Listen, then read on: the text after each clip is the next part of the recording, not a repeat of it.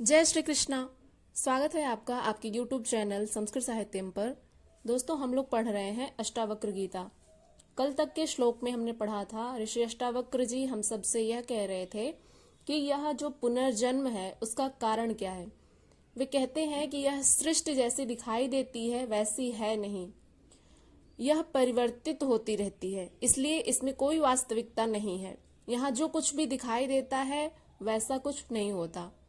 ये सुख दुख का आभास जो होता है वह शरीर को होता है, आत्मा को नहीं। और ये सुख दुख नित्य नहीं है, शाश्वत भी नहीं है, एवं भिन्न भिन्न प्राणियों को भिन्न भिन्न अनुभूतियां होती हैं। अब अगले श्लोक में ऋषि अष्टावक्र जी कहते हैं, यथैवादर्श मध्यस्थे रूपेन्तः परितस्तु सः तथैवास्मिन् शरीरेन्तः परितः परमेश्वरः। अर्थात जिस तरह दर्पण अपने में प्रतिबिंबित रूप के भीतर और बाहर स्थित है, उसी तरह परमात्मा इस शरीर के भीतर और बाहर स्थित है।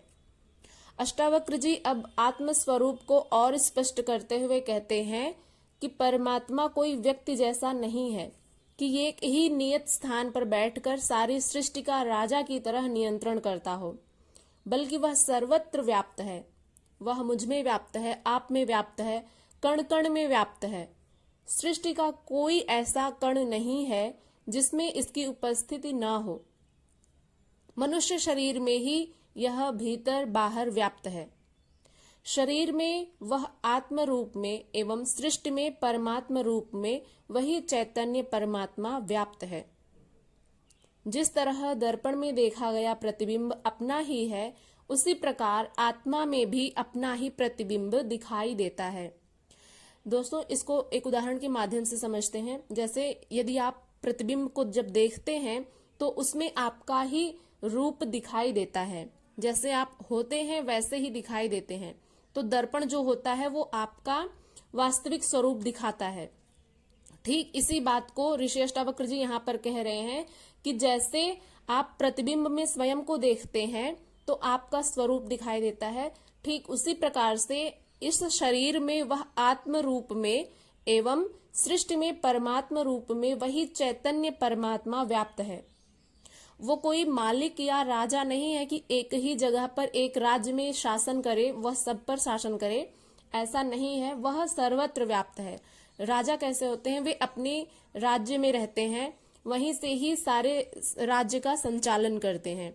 लेकिन यदि हम परमात्मा को अपना मालिक मानते हैं, उन्हें अपना राजा मानते हैं, तो कहीं ना कहीं हम उनको एक दायरे में केंद्रित कर देते हैं, एक दायरे में बांध देते हैं, क्योंकि परमात्मा तो स्वयं मुक्त है और उनको राजा या मालिक कह करके बांधना यह उचित नहीं है। इसलिए अष्टावक्र जी कहते हैं कि परमात्मा जो है वो सर्वत्र व्याप्त है, इस सृष्टि के कण कण में व्याप्त है। अतः आप यह नहीं कह सकते कि परमात्मा राजा है या मालिक की तरह समस्त सृष्टि पर संचालन करता है, वह अपना शासन करता है, बल्कि वह समस्त मनुष्यों में, समस्त प्राणियों में, चराचर जगत में वह सर्वत्र व्याप्त है। जिस प्रकार से दर्पण में देखा गया प्रतिबिंब अपना ही होता है, उसी प्रकार से आत्मा में भी अपना ही प्रतिबिंब दिखाई देता है। अगले सूत्र में ऋषि अष्टावक्र जी कहते हैं, एकम सर्वगतम व्योम बहिरंतर यथा घटे नित्यम निरंतरम ब्रह्म सर्वभूत गणो तथा। अर्थात जिस प्रकार सर्वव्यापी एक आकाश घट के बाहर और भीतर स्थित है, उसी तरह नित्य और निरंतर ब्रह्म सब भूतों में स्थित है। अष्टावक्र जी इस सूत्र द्वारा और स्पष्ट करते हुए कहते हैं कि जैसे संसार के सब भूतों में, भूत का अर्थ होता है प्राणी, तो संसार के समस्त प्राणियों में, संसार के समस्त पदार्थों में वह नित्य और निरंतर ब्रह्म वैसे ही स्थित है जैसे घड़े के बाहर और भीतर एक ही सर्वव्यापी आकाश स्थित है। इसका उदाहरण हमने पिछली वीडियोज में लिया था। जैसे कोई एक मनुष्य है, उसके सिर के ऊपर जो आकाश है कोई यदि आप घड़ा रख देते हैं तो उस घड़े के ऊपर का जो आकाश होता है और सर्वत्र व्याप्त जो आकाश होता है, किसी वृक्ष के ऊपर का जो आकाश होता है, वह सब एक ही होता है। तो इसीलिए यहाँ पर ऋषि अष्टावक्र जी कहते हैं कि वह जिस प्रकार से घड़े के बाहर वह सर्वव्यापी आकाश स्थित है, उसी प्रकार से घड़े के भीतर भी वह सर्वव्यापी आकाश स्थित होता है। जिस प्रकार शरीर के भीतर और बाहर आकाश है एवं दोनों आकाश में कोई भेद नहीं है, उसी प्रकार भीतर व बाहर एक ही ब्रह्म व्याप्त है। शरीर में जो जीवन है, चेतना है, जो हलचल है, वह उसी आत्म तत्व की है, जिसके निकलने पर वह निर्जीव हो जाता है। यदि यह सजीवता स्वयं शरीर की होती तो मनुष्य की मृत्यु नहीं होती। जिस प्रकार मशीन के पुर्जे बदल बदल कर उसकी उम्र बढ़ाई जा सकती है, उसी प्रकार शरीर के भिन्न भिन्न अंगों को बदलकर उसे भी हजारों वर्ष जीवित रखा जा सकता था। किंतु उस आत्मा के निकल जाने पर इन अंगों को बदलना भी व्यर्थ हो जाता है। जैसे यदि कोई वृद्ध हो गया तो आप यदि चाहें कि उसको एक युवा का शरीर प्रदान किया जाए, हालांकि ऐसे अब बहुत तरह के टेक्निक्स आ गए हैं, जैसे लोग प्लास्टिक सर्जरी वगैरह करा करके अपनी त्वचा को एक नया ही स्वरूप दे देते हैं। तो इसी बात को यहाँ पर अष्टावक्र जी कहते हैं कि यदि आप किसी वृद्ध व्यक्ति को यह चाह रहे हैं कि वो एक युवा शरीर में आ जाए, तो जब उसकी मृत्यु नजदीक आती है, जब वह मरण की अवस्था में जाता है या फिर वह मर जाता है, तो उसके शरीर को बदलने पर भी कोई फर्क नहीं पड़ता, क्योंकि यदि किसी वृद्ध व्यक्ति के शरीर से वो आत्मा जब निकल जाती है तो वह शिथिल हो जाता है, फिर उसके शरीर को बदल कर भी आप कुछ नहीं कर सकते, क्योंकि जो उसमें विद्यमान था, जिसके कारण यह शरीर संचालित हो रहा था, वो तो आत्मा रही नहीं, तो उसके शरीर को बदल करके आप क्या कर सकते हैं। जिस प्रकार से मशीन के पुर्जे को बदल बदल कर उसकी उम्र बढ़ाई जा सकती है, ठीक उसी प्रकार से शरीर के भिन्न भिन्न अंगों को बदल कर भी उसे हजारों वर्ष तक जीवित रखा जा सकता था, किंतु उस आत्मा के निकल जाने पर अंगों को बदलना भी व्यर्थ हो जाता है। आत्मा के रहते ही यह कार्य संभव है। अतः यह आत्म तत्व ही मुख्य है, शरीर नहीं। आत्मा ही यदि ना रहे तो शरीर व्यर्थ हो जाता है, शिथिल हो जाता है, और लोग उसी को मृत्यु का नाम देते हैं। जनक को अष्टावक्र जी द्वारा दिए गए ज्ञान के उपदेश का सार सूक्ष्म में इतना ही है कि आत्मा और परमात्मा एक ही तत्व है, उसे पाना नहीं है, वह प्राप्त ही है, केवल अज्ञानवश विस्मृत हो गया है, उसे ज्ञान द्वारा पुनः स्मृति में लाना मात्र है। ये ध्यान, योग, उपासना आदि आंतरिक स्वच्छता के लिए है, शरीर में उस परम शक्ति को झेलने की तैयारी मात्र है। जैसे जिससे पात्रता आती है कि तुम उसे झेल सको, जैसे किसी भी चीज को पाने के लिए, कोई अच्छी जो चीज होती है उसको पाने के लिए पहले हमें योग्य बनना पड़ता है। जैसे इसको एक उदाहरण के माध्यम से समझ लेते हैं, जैसे कोई एक जॉब है तो उसको पाने के लिए सबसे पहले हमें उसका पात्र बनना होगा, उसमें जो भी एलिजिबिलिटी चाहिए, जो भी आपकी योग्यता हो कि यहाँ तक पढ़ाई करने के बाद ही आप उस जॉब के लिए फॉर्म अप्लाई कर सकते हैं, तभी जाकर के आप उसके फॉर्म को भरेंगे और जब आप उसकी परीक्षा को उत्तीर्ण कर लेंगे तब जाकर के कहीं वो जॉब आपको मिलती है। तो सबसे पहले उस जॉब को पाने के लिए आपको उसके योग्य बनना होता है, तब जाकर के कहीं आप उसके पात्र बनते हैं और वह जॉब आपको मिल पाती है। तो यही बात यहाँ पर ऋषि अष्टावक्र जी कह रहे हैं कि जो मनुष्य ध्यान, योग, उपासना आदि ये सब क्रियाएं करता है, वो केवल आंतरिक स्वच्छता के लिए है, कि ये जो शरीर है इसके आंतरिक स्वच्छता के लिए, क्योंकि जब उसे आत्मबोध होगा, उस परमात्मा का जब उसे ज्ञान होगा और जब उसे यह पता चलेगा कि वह चैतन्य स्वरूप आत्मा है, तो इसको झेलने की तैयारी मात्र है यह ध्यान, योग और उपासना। तो इसीलिए जिससे पात्रता आती है कि तुम उसे झेल सको। अचानक घटना घटने पर मनुष्य बौखला भी सकता है। जैसे अचानक कोई अच्छी वस्तु प्राप्त हो जाए या फिर कुछ अचानक ऐसा हो जाए जिसकी उम्मीद नहीं की जा रही थी, तो वो चीजें यदि हो जाती हैं तो कभी कभी मनुष्य इतना अधिक प्रसन्न हो जाता है कि वो प्रसन्नता उसके ऊपर ही हावी हो जाती है।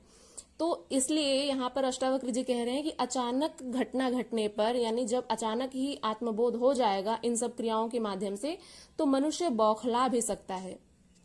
यह शास्त्रीय ज्ञान उसमें बिल्कुल काम नहीं आता। इसका महत्व इतना ही है कि आत्मज्ञान में कैसी स्थिति होती है इसे समझा जा सके। उस समय मनुष्य घबराए नहीं, बौखलाए भी नहीं। यह तत्व ज्ञान बुद्धि का विषय नहीं है। बुद्धि सीमित है, वह उस असीम को अपने में नहीं समा सकती। बुद्धि जो है वो कुछ ही चीजों को बस ग्रहण कर सकती है। बुद्धि में वो जो असीम परमात्मा है वह नहीं समा सकते। इस तत्व ज्ञान का उपदेश सुनकर कोई मान ले कि मैं परमात्मा ही हूं तो वह पाखंड ही होगा। अब यहाँ पर दोस्तों स्वयं को परमात्मा नहीं मानना है।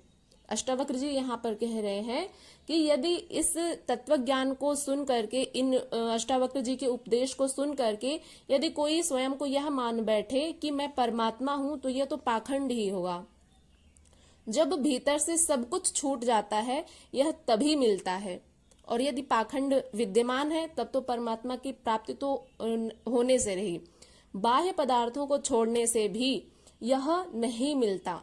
यह ज्ञान ऐसा है जैसे स्वप्न टूटने पर ही ज्ञात होता है कि यह असत्य था या मिथ्या। जैसे जब हम स्वप्न देख रहे होते हैं तो जब वह टूटता है, जब हमारी नींद खुलती है तो हमें ज्ञात होता है कि हम तो स्वप्न देख रहे थे, और तब हमें ज्ञात होता है कि अच्छा ये मिथ्या था। लेकिन जब तक स्वप्न देख रहे होते हैं तो ऐसा लगता है कि ये सब कुछ वास्तव में घटित हो रहा है। लेकिन जैसे ही नींद खुल जाती है वैसे ही सत्य और असत्य का भान हो जाता है। तो जब हमें आत्मबोध होता है तो हमें ज्ञात होता है कि हम कितने अहंकार में जी रहे थे और वह अहंकार मिथ्या था। और जब हमें आत्मबोध होता है तो हमें यह पता चलता है कि हमारा जो स्वरूप है वो चैतन्य स्वरूप आत्मा है। तो यही बात है कि जैसे स्वप्न को यदि हम मिथ्या मान लेते हैं, उस समय जो चल रहा होता है हमारे स्वप्न में हम समझते हैं कि यह वास्तविक हो रहा है, लेकिन जैसे ही नींद खुलती है तो हमें यह पता चल जाता है कि यह वास्तविक नहीं, यह मिथ्या था, केवल स्वप्न मात्र था। तो उसी प्रकार से जब अज्ञान हट जाता है और हमें बोध हो जाता है तो हमें पता चलता है कि हम कितने अहंकार में, कितने अंधकार में जी रहे थे। तो इसी प्रकार आत्मज्ञान के बाद ही संसार संबंधी सारी मान्यताएं, धारणाएं गिर जाती हैं। इससे पहले नहीं। इससे पहले संसार सत्य प्रतीत होगा, वह आत्मा असत्य। अभी जो हम सांसारिक मनुष्य हैं वे यह मानते हैं कि जो ये संसार है यही एकमात्र सत्य है, लेकिन ऐसा बिल्कुल नहीं है। अष्टावक्र जी कह रहे हैं कि जब तक आपको बोध नहीं होगा तब तक यह संसार आपको सत्य प्रतीत होगा, लेकिन जैसे ही आपको आत्मबोध होगा और यह पता चलेगा कि आप कौन हैं, वैसे ही आपको आत्मा सत्य लगेगी और यह संसार मिथक प्रतीत होगा। जीवन में भी साक्षी भाव रखने पर भ्रांति मिट जाती है। केवल यदि आप यह मान लें कि आप चैतन्य स्वरूप आत्मा है, और यदि आपको केवल आत्मबोध मात्र हो जाए, केवल आप यदि इतना ही मान लें और कुछ भी ना माने, केवल इन वचनों को सुन मात्र लें, तो उससे जो आपको अनुभव होगा केवल उतना मात्र अनुभव होने पर ही आपकी सारी भ्रांतियां जो हैं वो मिट जाती हैं। अष्टावक्र जी इसीलिए निष्ठा की बात कहते हैं। जब आपको निष्ठा होगी तभी आप इन वचनों को सुन पा रहे होंगे, और यदि आप रोज इन वचनों को सुनते हैं या फिर यहाँ तक आप सुनते हुए आए हैं तो जरूर आप में निष्ठा है। और हमें पूरा विश्वास है कि जिस प्रकार से हमें अनुभूति होती है इसको पढ़ने के पश्चात, वैसे ही आपको सुनने के पश्चात भी ये अनुभूतियां होती होंगी। और जितने भी संसार के जो दृश्य हमें दिखाई देते हैं वे सब मिथक प्रतीत होते हैं, और फिर आत्मा सत्य स्वरूप में दिखाई देने लगती है। अष्टावक्र जी इसीलिए यहाँ पर निष्ठा की बात कहते हैं कि जिसमें निष्ठा होगी वही केवल एकमात्र इसे सुन सकता है और पढ़ सकता है, समझ सकता है। इसको समझना भी नहीं है दोस्तों, देखा जाए तो इसमें डूब जाना मात्र है। इन वचनों में स्वयं को डुबा देना ही हमें मुक्ति की ओर ले जा सकता है। तो यहाँ पर निष्ठा की बात इसलिए करते हैं, वह समाधि अनुष्ठान को भी वे बंधन मानते हैं। दोस्तों, अष्टावक्र जी का यह आदेश कितना सारगर्भित था कि जनक को सुनते सुनते ही आत्मबोध हो गया, अपने निज का ज्ञान हो गया। इसका कारण था कि उनमें पूर्ण पात्रता थी। पात्रता नहीं होती तो इस उपदेश का उन पर कोई प्रभाव नहीं होता। सारी देरी पात्रता प्राप्त करने में होती है, उसके बाद प्राप्ति में देरी नहीं होती। कुछ क्षण में ही घटना घट जाती है। पलक झपकने मात्र की देरी है और उससे भी कम समय लगता है मुक्ति को पाने में। यानी कि जब आप में पात्रता रहेगी तो पलक झपकने में जितना समय लगता है उससे भी कम समय में आपको मुक्ति मिल सकती है, केवल आप में यदि पात्रता हो तो दोस्तों, श्रीमद् भगवद गीता में भी जब भगवान श्री कृष्ण ने यह देखा कि अर्जुन के मन में जितने भी तरह के प्रश्न हैं उन सबके वो पात्र हैं, अधिकारी हैं उन सबके प्रश्नों के उत्तर को जानने के लिए, तभी जाकर के भगवान श्री कृष्ण पहले अध्याय में पूरा उनके प्रश्नों को सुनते हैं, उसके बाद दूसरे अध्याय से उन सभी प्रश्नों का उत्तर देते हैं भगवान श्री कृष्ण। तो दोस्तों, केवल हमें यदि पात्रता भर आ जाए तो ये जो वचन, ये जो उपदेश ऋषि अष्टावक्र जी के हैं वे हम सब में भी घटित होने लगेंगे। और इन उपदेशों को, इन वचनों को सुनने पर आपने कैसा अनुभव किया, उन सब अनुभूतियों को आप इस कमेंट बॉक्स में अवश्य ही शेयर करिएगा। हम भी जानना चाहते हैं कि आप लोग इन वचनों से क्या सीखते हैं, क्या जैसा हम अनुभव करते हैं आप भी अनुभव कर पाते हैं। दोस्तों, आपको यदि इसमें कोई भी संशय हो, कहीं कुछ ना समझ में आया हो तो आप लोग निसंदेह कमेंट कर सकते हैं, पूछ सकते हैं। और यदि आपको कोई अन्य टॉपिक पर वीडियो चाहिए तो आप लोग उसको भी बता सकते हैं, हम उस पर वीडियो बना देंगे। और कल से हम लोग दूसरा प्रसंग पढ़ेंगे, राजा जनक और ऋषि अष्टावक्र के बीच जो वाद संवाद था। आज पहला प्रसंग समाप्त हुआ और यहाँ तक आप लोग सुनते हुए आए, इसके लिए बहुत बहुत धन्यवाद। इसी तरह से आप लोग सुनते रहिए, ज्ञान अर्जन करते रहिए। आप सबसे एक छोटा सा निवेदन है कि यदि आपने अभी तक हमारे चैनल को सब्सक्राइब नहीं किया है तो इसे अवश्य ही सब्सक्राइब करिए और बेल आइकन को प्रेस करिए ताकि आने वाली हर वीडियो की नोटिफिकेशन सबसे पहले आप तक पहुंचे और आप उसे सुन करके लाभान्वित हो सकें। चलिए, मिलते हैं किसी अन्य वीडियो के साथ। तब तक के लिए अपना ध्यान रखिएगा, स्वस्थ रहिए, प्रसन्न रहिए और ऐसे ही ज्ञानार्जन करते रहिए। हरे कृष्ण।